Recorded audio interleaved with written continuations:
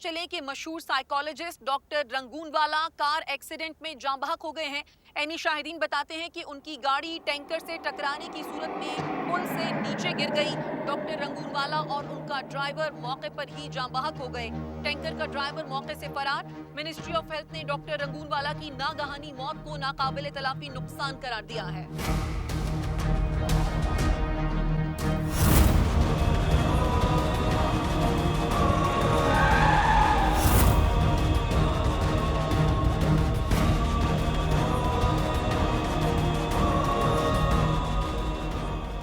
मेरा और बाबा का एक्सीडेंट भी टैंकर से हुआ था।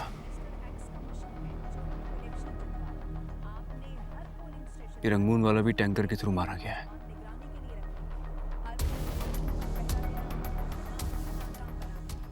हथियार भी वही, कातिल भी वही,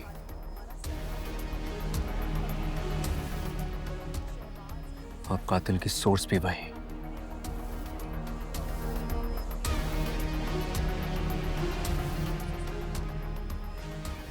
और हमेशा की तरह से टैंकर वाला फरार।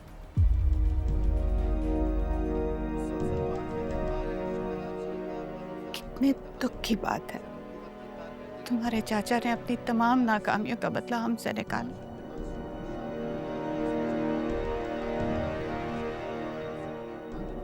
और तुम्हारे बाबा, वो उनकी तमाम तर बेईमानियों को देखकर भी अनदेखा करते रहे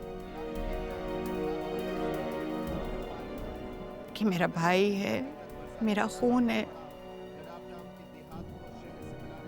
एक बहन का रिश्ता तो खो चुका हूं, अब भाई को रुस्वा करके दुनिया में तन्हा नहीं होना चाहता।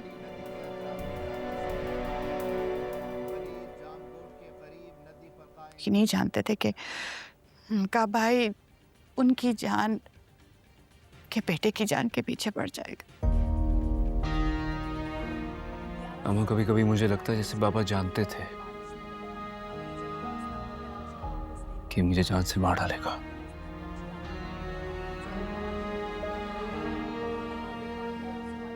शायद इसीलिए बाबा ने इतनी कॉम्प्लिकेटेड विल बनाई।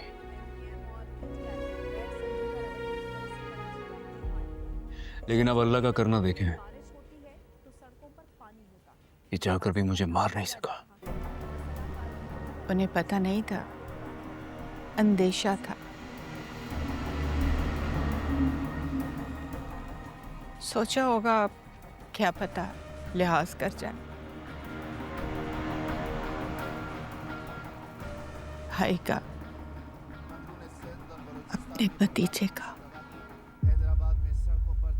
लेकिन मैं बाबा के कातिलों को छोड़ूंगा नहीं, चाहे कुछ भी हो जाए।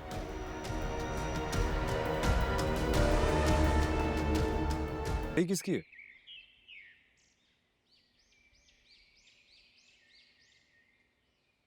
हॉस्पिटल की है, और तुम्हारा फोन भी कल भिजवा दूंगी। तुम मैं कोई गैर हूं तुम्हारे लिए? तुम कैसी बातें कर रही हो?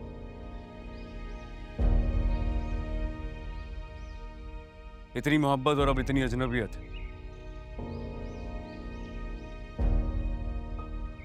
इतनी अजनबियत, इतनी मोहब्बत, सबको छोड़ना पड़ेगा शीर। क्या मतलब? मैं समझा नहीं। तुम आइंदा मुझसे मत मिलना।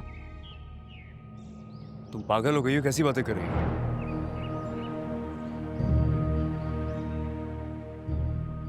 तुम्हें मुझसे शादी नहीं करनी, मत करो।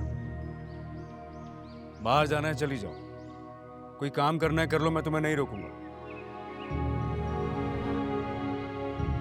लेकिन मुझसे ऐसी शर्तें ना लगाओ जो मैं पूरी ना कर सकूं यार। मैं तुमसे मिले बगैर कैसे रहूंगा? कुछ सजाएं मैं खुद को देनी होंगी शेर। तुम्हारे साथ रहूंगी, पापा को लगेगा कि मैं तुम्हारे साथ बहुत खुश हूं और मैं भूल जाऊंगी। और ये एहसास उन्हें दिन ब दिन घुलाता रहेगा। मैं उनकी इस बदगुमानी को वैलिडेशन नहीं दे सकती शेर।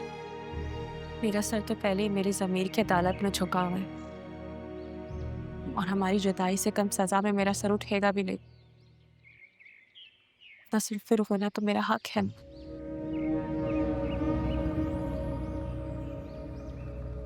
तुम कैसी बातें कर रही हो? मैं यहाँ मुझे मत आजमाओ शेर।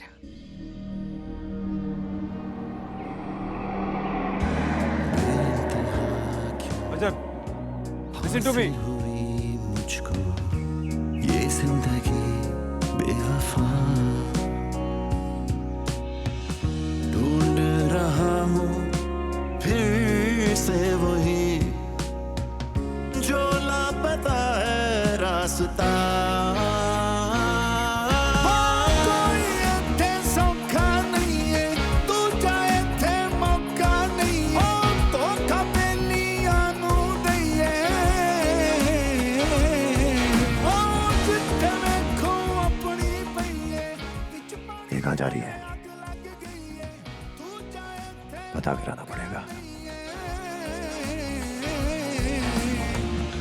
सुनता रहा मैं बातें सभी दिल की, यादों में उलझा रहा। डॉक्टर रंगूनवाला के बाद इसी की बारी बनती है। ऐसे तो बहुत गंदी मौत मारूंगा मैं, और इसकी मौत शेर को भी अधमरा कर देगी।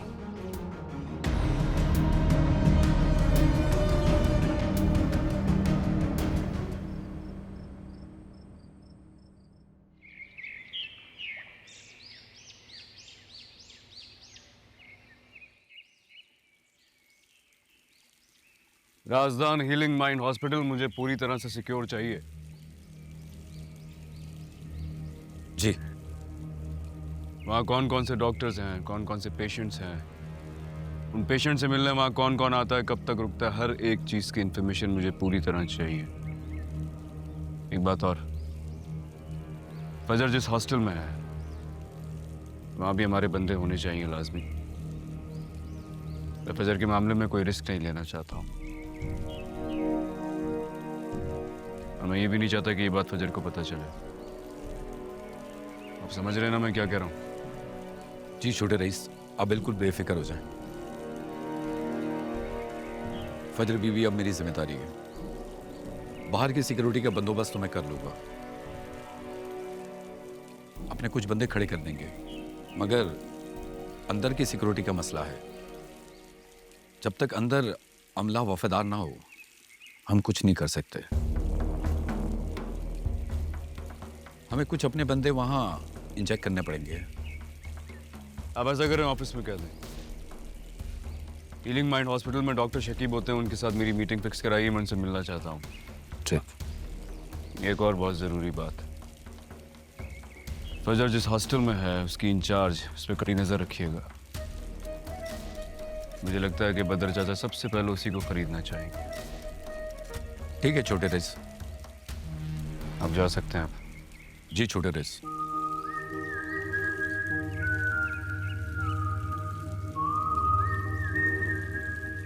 काश मुझ पर तुम्हारा ये एहसान नहीं होता शेर। काश तुम फहाद होते, मैं तुम्हें मार के अपने बाप के सामने खड़ा कर देती। अपने बाप से मोहब्बत का सर्टिफिकेट तो ले लेती मैं कम से कम।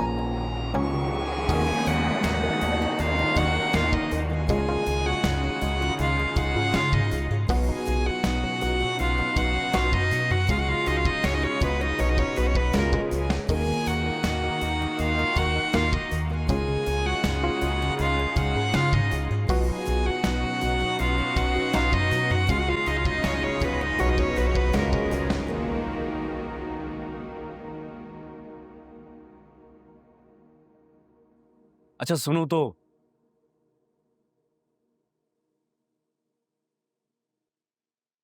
क्यों आए हुए? पागल करके पूछ रही है कि मैं क्यों आया यहाँ। तो मैंने समझाया था ना। ये हॉस्पिटल है, मैं किसी पेशेंट के साथ भी तो आ सकता हूँ ना। वो राजदान की तबीयत खराब थी, उसे लेकर आया था।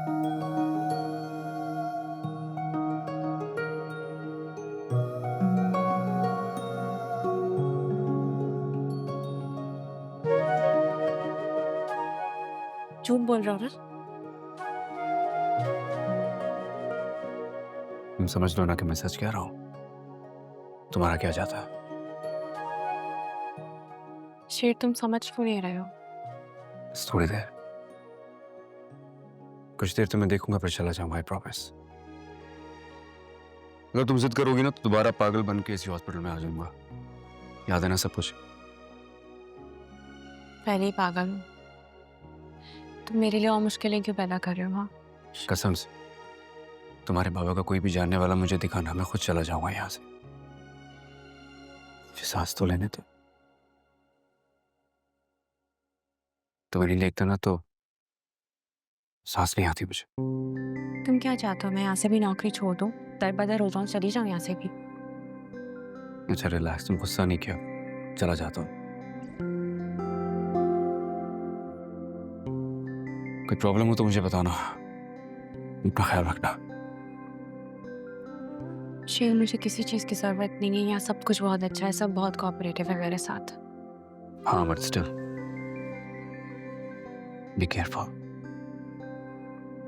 रंगून वाला का पता है ना, मर्डर हो गया है, मर गया। शेर, मैं अपना ख्याल रख सकती। कोशिश किया करो कि मुझसे दूर रहा करो। कोशिश तो बहुत कर रहा हूँ, लेकिन दूर रह नहीं पा रहा हूँ। अच्छा ठीक है, जा रहा हूँ भाई, ख्याल रखना अपना। बाय। बाय। प्यार बेशुमार वे, बार बार किस्मत जो मिलाए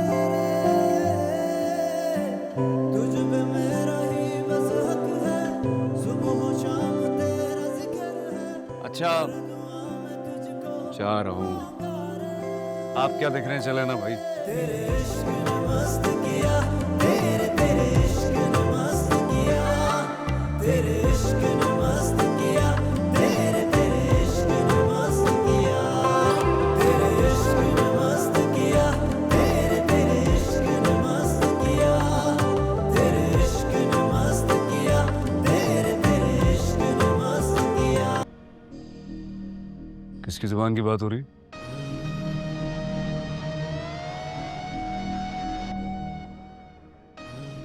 तुम्हारी बहन की। शौहर से बदतमीजी की है, वो घर छोड़ के जा रहा है। तुम ही समझाओ इसे। बीवी ने ऐसा क्या कह दिया कि ये बात सबके सामने करनी पड़ रही है?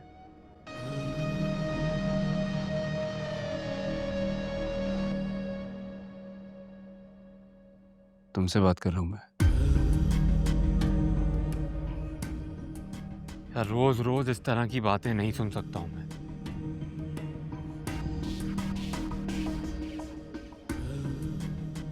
मेरे बाप की दौलत, मेरे बाप की जमीनें, हिसाब दो।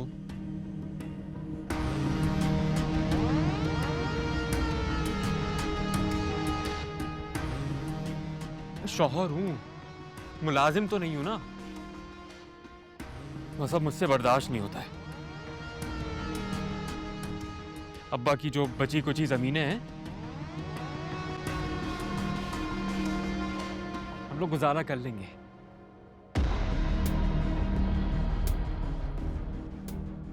एक मिनट, मैं बात करता हूं।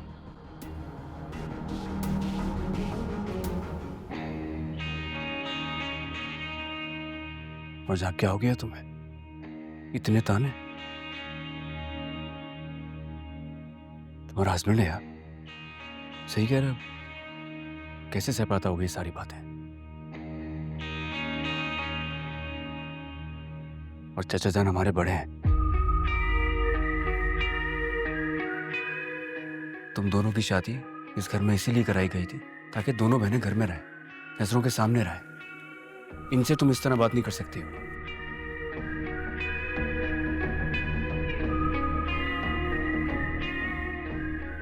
ये तुम कह रहे हो, जिनको तुमने बाबा की जिंदगी में बिजनेस से दूर कर दिया था?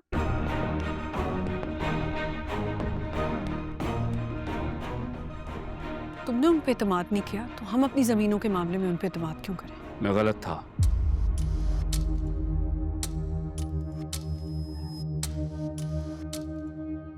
मेरी गलतफहमी थी सरासर वो।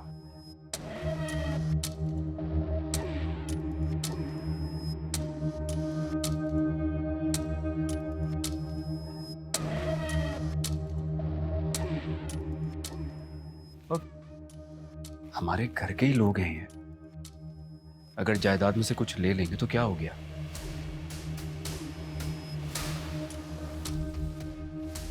सारा पैसा एक अकाउंट से दूसरे अकाउंट में ट्रांसफर होना है, बस। घर का पैसा घर में ही तो रहेगा।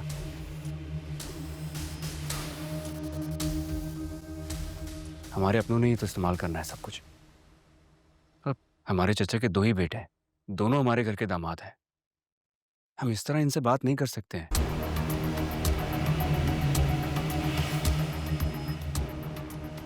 तुम ये सोचो, मेरी गैर मौजूदगी में हमारा माल किसने संभाल के रखा?